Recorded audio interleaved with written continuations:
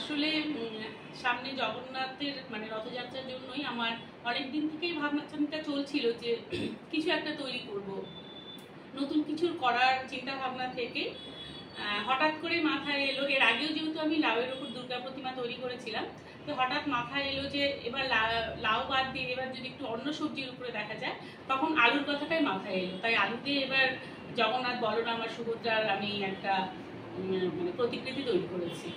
এটা তৈরি করতে কতদিন লেগেছে? এটা তৈরি করতে আমার 2.5 ঘন্টা থেকে 3 ঘন্টা লেগেছে। আপনি কি এরকম টাইপের মূর্তি বানান, এরকম অফবিট মূর্তি বানান? আমি এটা মূর্তি বলবো কিনা জানি না, যেহেতু আমি একজন মেকআপ আর্টিস্ট, তো কাজের সোর্সে আমি এর আগেও লাউ দিয়ে দুর্গা প্রতিমা বানিয়েছিলাম।